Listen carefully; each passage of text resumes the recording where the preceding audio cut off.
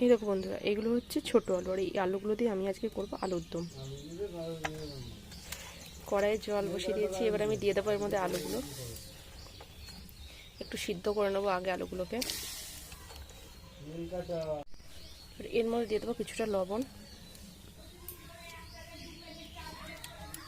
এবার আমি ঢেকে দেবো এটাকে।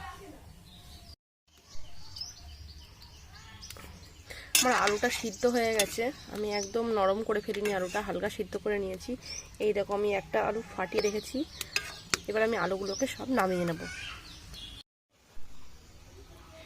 এই দেখো বন্ধুরা, আমি আলুগুলো নামিয়ে নিয়েছি, এর মধ্যে ঠান্ডা জল দিয়ে দিয়েছি। এবার আমি একটা একটা করে আলুর সব খোসাগুলোকে ছাড়িয়ে নেব।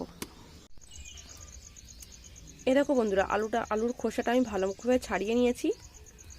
এবার এখানে কড়াই বসিয়ে দিয়েছি, এবার দিয়ে দেবো এর মধ্যে সর্ষের তেল।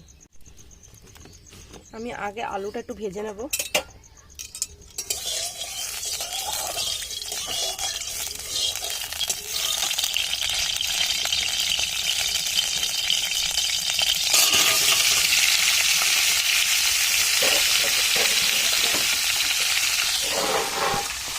দিয়ে দিচ্ছি লবণ, দিয়ে দিচ্ছি হলুদ,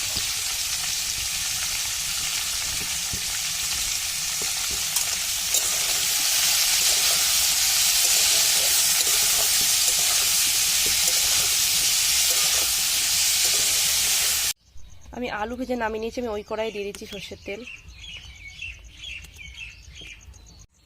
দিয়ে দিচ্ছি জিরে ফোড়ন, দিয়ে দিচ্ছি পেঁয়াজ কুচি,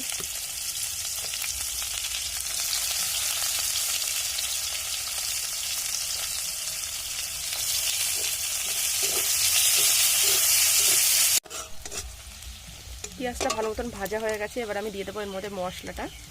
এর মধ্যে দিয়েছি আমি আদা, জিরে আর একটু রাঁধুনি আর শুকনো লঙ্কা।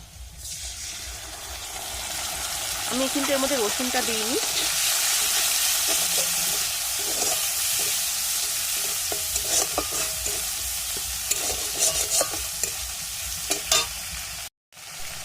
এবার দিচ্ছি এর মধ্যে টমেটো,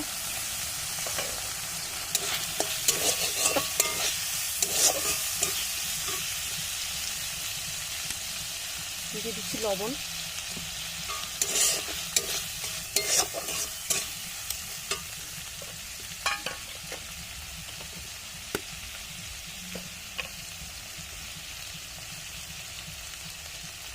দিচ্ছি হলুদ,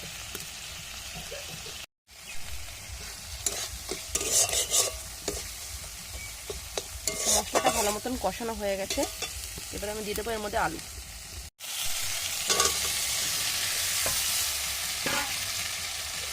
আর দিয়ে দিচ্ছি এর মধ্যে আমি মটরশুঁটি।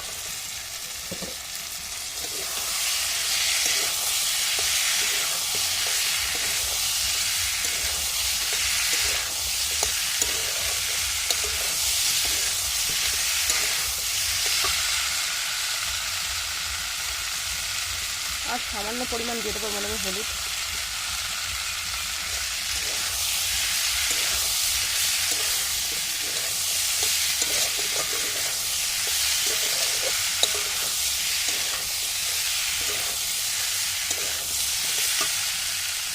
দিচ্ছি কিছুটা পরিমাণ চিনি।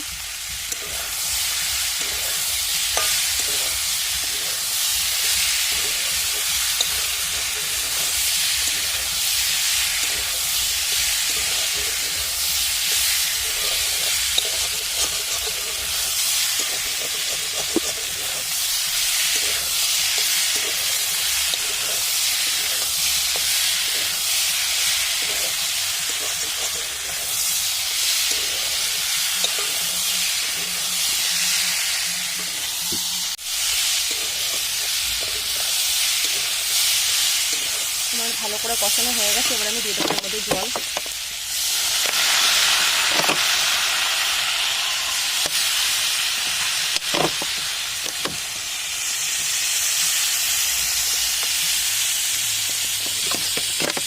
যেহেতু সিদ্ধ আলু, তাই আমি অল্প পরিমাণে জলটা দিলাম।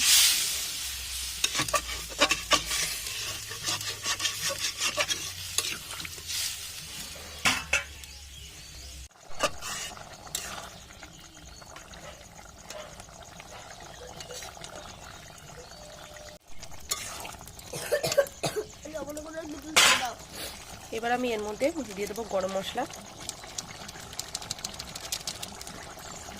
এবার আমি তরকারিটা নামিয়ে নেবো।